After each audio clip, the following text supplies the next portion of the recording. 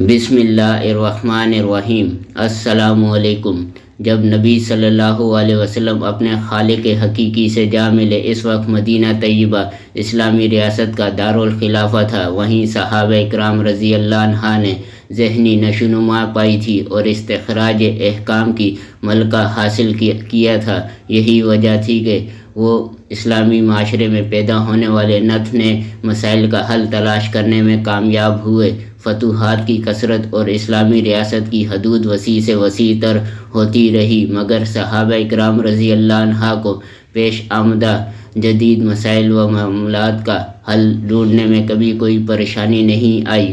مدینہ طیبہ میل و وقوع کے اعتبار سے تمام شہروں کے مقابلے میں سب سے بہتر جگہ پر واقع تھا۔ نبی صلی اللہ علیہ وسلم نے زندگی کا آخری دور مدنی معاشرے میں گزارا تھا اور امت کے انتہائی بلند پایہ لوگوں نے اللہ کے رسول صلی اللہ علیہ وسلم سے بلا واسطہ تربیت پائی تھی۔ یہی وہ فیضان تھا جو آئندہ نسلوں کے لیے مینارہ نور بن گیا۔ اس طرح ایک ایسا معاشرہ تشکیل پا گیا جس کا کوئی اور معاشرہ کبھی بھی مقابلہ نہ کر سکا۔ سیدنا عمر رضی اللہ عنہ کے 10 سالہ دور خلافت میں ان کی ذاتی خصوصیات اور سیاسی بصیرت کے سبب مدینہ طیبہ قرآن و حدیث، فقہ اور تشریحی امور کے سلسلے میں اولین درسگاہ کی حیثیت اختیار کر گیا اور علمی وجوہاتوں کے اعتبار سے اسے 2 صدیوں تک عظیم ترین مقام حاصل رہا۔ اس کے وجوہ یہ تھے: مدینہ طیبہ سیدنا عمر رضی اللہ عنہ کے زمانے میں صحابہ اکرام رضی اللہ عنہ کا گہوارہ تھا۔ خاص طور پر سابقین صحابہ اکرام رضی اللہ عنہ وہیں رہتے تھے اور فی الحقیقت انہیں سیدنا عمر رضی اللہ عنہ ہی نے مدینہ میں روک رکھا تھا۔ اس کا سبب ان کے بے مثال ایمان و اخلاص سے فیض یاب ہونا اور امور رعایا میں ان سے مدد لینا، ان کے علم و نظر سے فائدہ اٹھانا، ان کے اخلاص پر اعتماد کرنا اور ان کے گراں قدر مشوروں سے رہنمائی لینا تھا۔ اس کا نتیجہ یہ نکلا کہ ان نفوس قدسیہ کا علم اہل مدینہ میں رچ بچ گیا۔ عالم یہ تھا کہ صرف مدینہ ہی میں 130 جلیل القدر صحابہ اکرام رضی اللہ عنہ مفتی کے منصب کے حامل تھے۔ ان میں سیدنا عمر، علی، عبداللہ بن مسعود، عائشہ، زید بن ثابت، عبداللہ بن عباس اور عبداللہ بن عمر رضی اللہ عنہ جیسے اجل علماء بھی تھے۔ افتاء و ارشاد کا زیادہ تر کام یہی صحابہ رضی اللہ عنہ سر انجام دیتے تھے۔ ابو محمد ابن حزم فرماتے ہیں، اگر ان مذکورہ صحابہ اکرام رضی اللہ عنہ کے فتووں کو جمع کیا جائے تو ہر صحابی کی اس کے اپنے فتووں پر مشتمل علیحدہ طور پر ایک مستقل ضخیم کتاب مرتب کی جا سکتی ہے۔ افتاء و ارشاد سے منسلک مذکورہ اہل علم صحابہ اکرام رضی اللہ عنہ کے بعد حسب ذیل صحابہ اکرام رضی اللہ عنہ کا نام آتا ہے، جن سے نہ تو بہت زیادہ فتوے منقول ہیں نہ ہی بہت کم، جیسا کہ سیدنا ابو بکر صدیق رضی اللہ عنہ۔ آپ رضی اللہ عنہ سے زیادہ فتوے اس لیے منقول نہیں کہ آپ نبی صلی اللہ علیہ وسلم کے بعد زیادہ عرصہ زندہ نہیں رہے۔ اسی طرح مسلمہ، انس بن مالک، ابو سعید خدری، ابو ہریرہ، عثمان بن عفان، عبداللہ بن زبیر، ابو موسیٰ اشعری، سعد بن ابی وقاص، جابر بن عبداللہ، معاذ بن جبل، طلحہ، زبیر، عبد الرحمن بن عوف، عمران بن حسین اور عبادہ بن صامت رضی اللہ عنہ، اگر ان میں سے بھی ہر صحابی اور صحابیہ کے فتوے علیحدہ علیحدہ یکجا کیے جائیں تو ہر ایک کا ایک ایک کتابچہ تیار ہو سکتا ہے۔ ان تمام عظیم المرتبت افراد میں سے اکثر و بیشتر مدینہ ہی میں رہے۔ ہاں، اگر کوئی تعلیمی یا جہادی ضرورت پیش آتی تھی تو سیدنا عمر رضی اللہ عنہ اسلامی ریاست کی وسعت کے سبب پیدا ہونے والی اس ضرورت کی تکمیل کے لیے مذکورہ صحابہ اکرام رضی اللہ عنہ میں سے جسے چاہتے ان مہمات پر روانہ فرماتے تھے۔ اسی طرح مفتوحہ علاقوں کی علمی پیاس بجھانے کے لیے بھی یہ مقدس ہستیاں مختلف مقامات پر پہنچ کر لوگوں کو قرآن و سنت کے چشمے سے سیراب کرتی تھی۔ غریزہ مدینہ طیبہ کو علم اور فقہ کا گہوارہ اور اہل شورا اور اہل رائے حضرات کا مرکز بنانے کے لیے سیدنا عمر رضی اللہ عنہ کی مساعی جمیلہ بارو آور ثابت ہوئی۔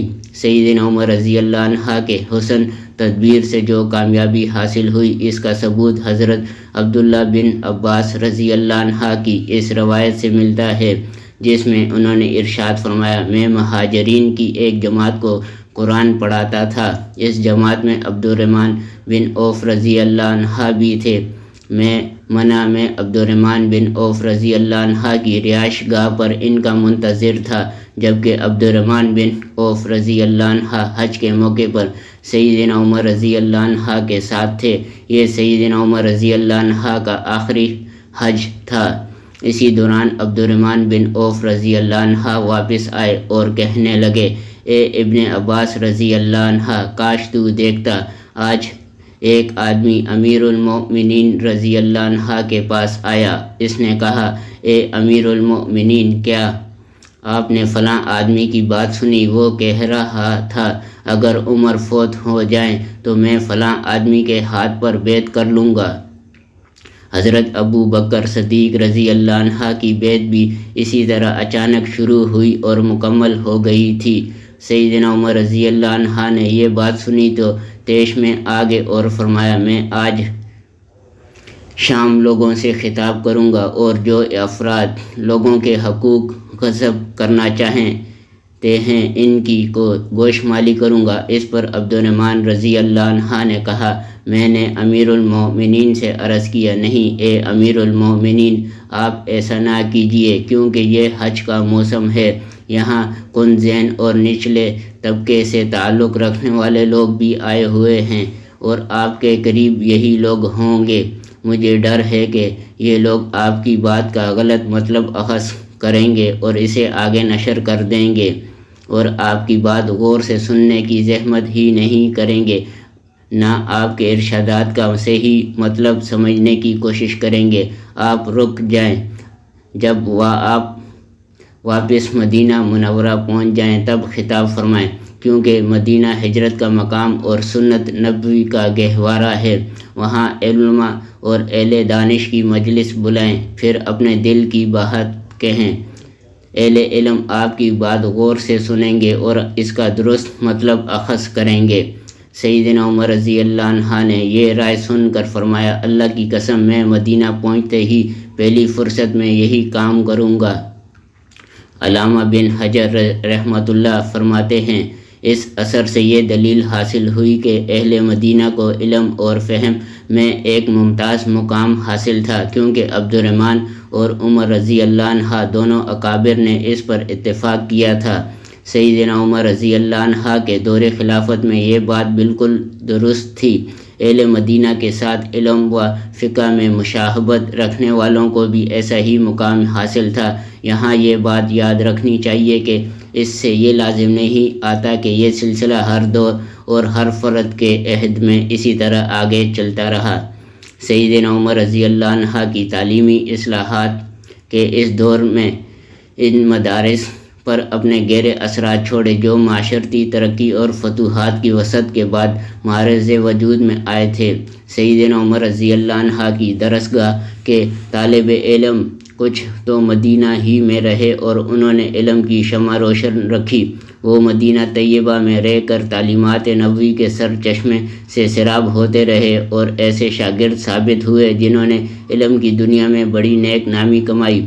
سیدنا عمر رضی اللہ عنہ کے بعض شاگرد نو مسلموں کی تعلیم و تربیت اور دینی مسائل سمجھانے کی غرض سے مفتوحہ علاقوں میں متعین ہوئے۔ مدینہ طیبہ نے علم و فقہ کی دنیا میں رفیع الشان مقام حاصل کیا اور مدنی درسگاہ نے مفتوحہ علاقوں میں قائم ہونے والے تدریسی مراکز اور علمی اداروں میں بھی اپنے گہرے اثرات چھوڑے۔ بصرہ اور کوفہ میں قائم ہونے والے مدارس میں بھی مدنی درسگاہ ہی کا اثر تھا۔ مدنی درسگاہ میں علم و آگاہی کو جو فروغ، اہمیت، رفعت اور مرکزیت حاصل ہوئی، اس کے اسباب یہ ہیں: مدینہ طیبہ محبت وحی اور مرکز شریعت تھا۔ خلفائے راشدین کے عہد میں کوئی شہر بھی اس کے مقابل نہ تھا۔ خلفائے راشدین ہی کے زمانے میں مدینہ طیبہ فقہا صحابہ کا مرکز رہا۔ ان میں سر فہرست خود سیدنا عمر رضی اللہ عنہ تھے۔ حضرت عثمان رضی اللہ عنہ کو 35 ہجری میں شہید کر دیا گیا۔ سیدنا علی رضی اللہ عنہ نے دارالخلافہ کوفہ منتقل کر دیا۔ اس کے باوجود مدینہ طیبہ دستور اہل علم اور اہل فتویٰ کا مرکز رہا، کیونکہ فقہا صحابہ اکرام رضی اللہ عنہ مدت دراز تک مدینہ ہی میں مقیم رہے۔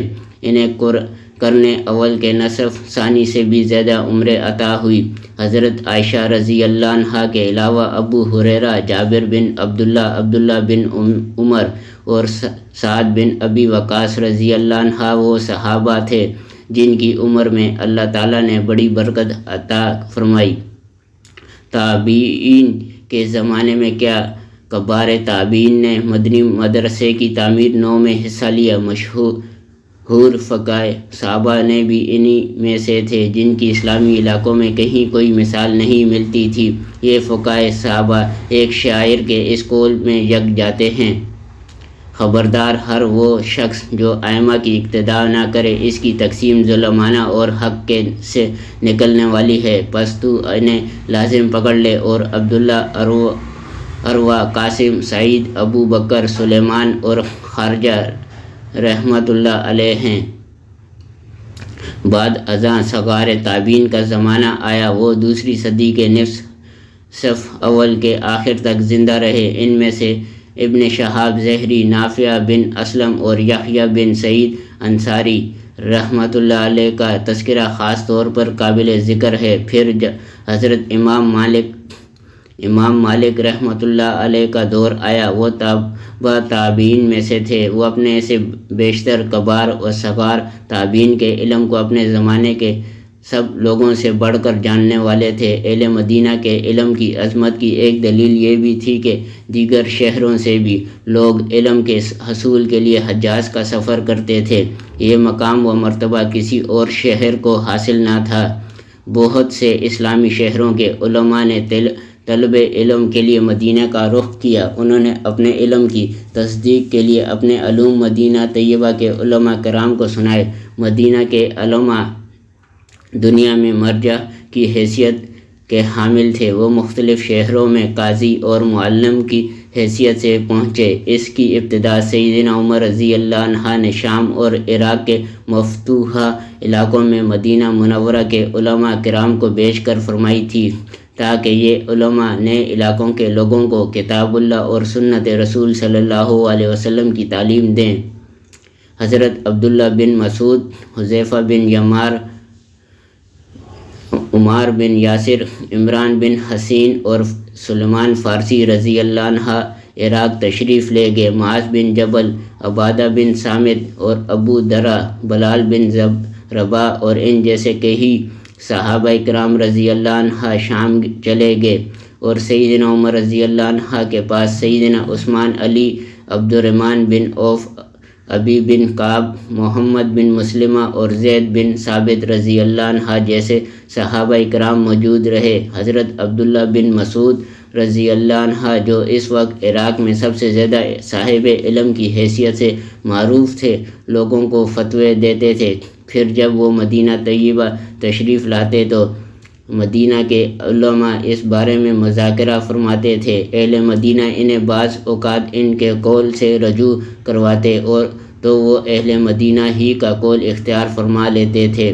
اسلامی ریاست میں موجود تمام مدارس میں مدینہ طیبہ ہی کی درسگاہ کا اثر پایا جاتا تھا۔ کوفہ کے علاوہ تقریباً تمام مراکز علم اہل مدینہ ہی کے علم پر اعتبار کرتے تھے اور انہی کے قول کو ترجیح دیتے تھے۔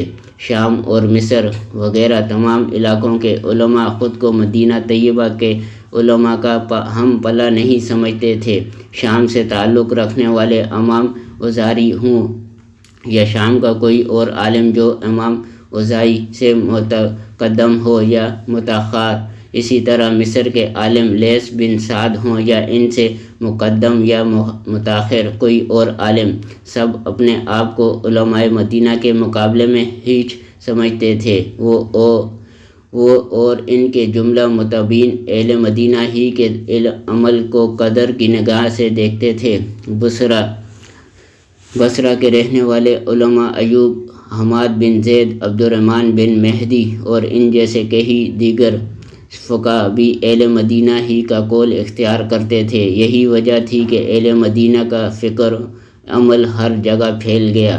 اہل مدینہ کے بارے میں لوگوں کا اعتماد اتنا محکم تھا، ان کی اور ان کے مذہب کی عظمت سب کے دلوں میں بیٹھ گئی۔ علامہ خطیب بغدادی رحمۃ اللہ علیہ فرماتے ہیں، محمد بن حسن شیبانی رحمۃ اللہ علیہ جب امام مالک رحمۃ اللہ علیہ کی مرویات بیان فرماتے تھے تو ان کے گھر لوگوں سے بھر جاتا تھا، اور مالک کے علاوہ کسی اور کی مرویات ہوتی تو بہت کم لوگ آتے تھے۔ محمد بن حسن شیبانی رحمۃ اللہ علیہ نے فرمایا، اے لوگو، میں نے تم سب سے بڑھ کر اپنے ہی احباب کی شان میں کوتاہی کرنے والا کوئی نہیں دیکھا۔